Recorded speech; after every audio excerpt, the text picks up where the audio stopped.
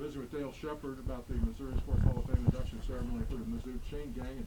And I guess, Dale, just first of all, how did you get involved with that chain gang, and what is your greatest memories of all the years you've spent doing that? I got started in, I started teaching in Parkway in '68, and two of the teachers were original members of the crew. When they had an opening and asked if I would be interested, and I thought, wow, that's a pretty neat gig and a nice seat to watch some outstanding football games. What was so special about doing that? Well, I think just being a graduate of MU, being a MU fan, a Mizzou fan for now it's been over 60 years, just being on the sideline and just seeing how the players and the coaches interact on both sides of the field, and just an exciting time. We'll go ahead and say what you already planned to say there, and then I'll follow up with some questions after that.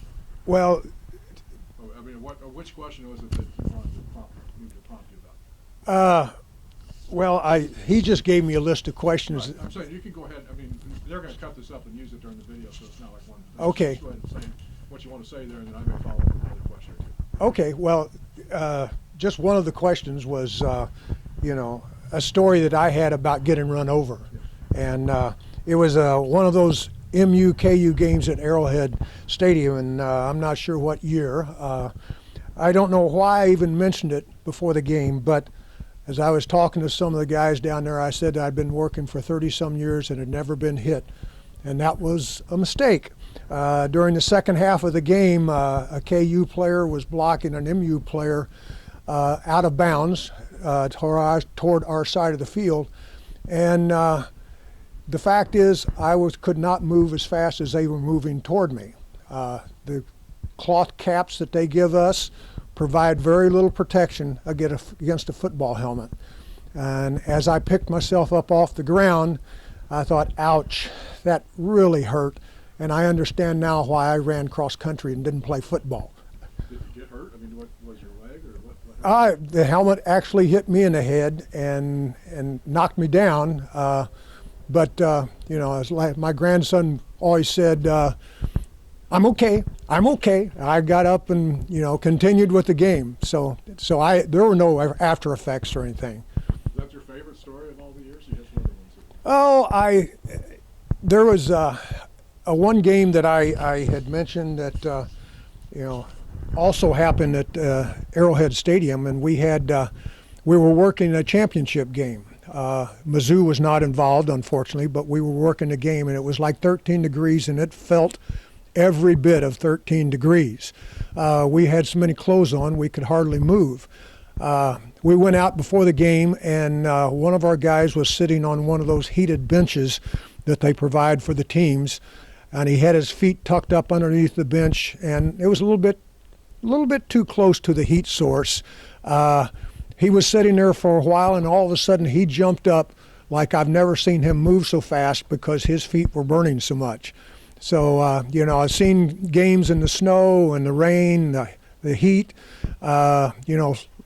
outstanding crowds, record-setting crowds and so forth, but that just always kind of stood out because it was kind of humorous. And I know everybody on that crew took a lot of pride in that job. I mean, it wasn't an easy job. Yes, they do. The fact is that we have some outstanding individuals that have worked over the years. They take a lot of pride in what we do, and it's just exciting to go out there and before the game, they're pretty relaxed.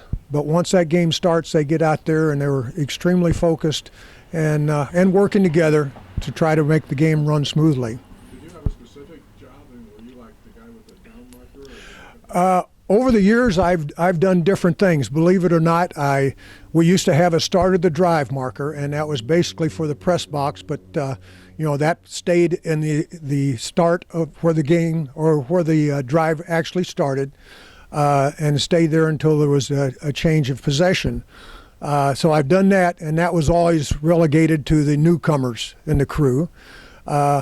Actually, there were several years that we had a gun that they had into the officials a few seconds before the end of each quarter, and they would shoot the gun at the end of the quarter. But I have done the chains. I have done the down box, the auxiliary down box, and the yard to gain. So I've done everything except the main box over the years. So I've done all the jobs. So you weren't responsible for the fifth down play? Everyone was responsible. That's unfortunately that's what people. When I say that I've been working on Mizzou chain crew, they say, "Oh, did you go to the fifth? Were you there at the fifth down game?" And I said, "Unfortunately, yes." And I could blame us. I could blame the officials. I really blame the coaches for not jumping out there and hollering about it. The fact is, I did not realize that there were 5 downs, and it was not until we were on our way home listening to the radio broadcast that I really realized. Everybody in the car realized that there were actually 5 downs. I was on the chain that day, and when they moved inside the 10-yard line with so little time left, we actually wrap up the chains. So I was wrapping up the chains with the other guy on the chains, and we did not see them spike the ball on the first down. So, just did not even realize that there were 5 downs, unfortunately. Was there any other stuff that you wanted to say in response to this question?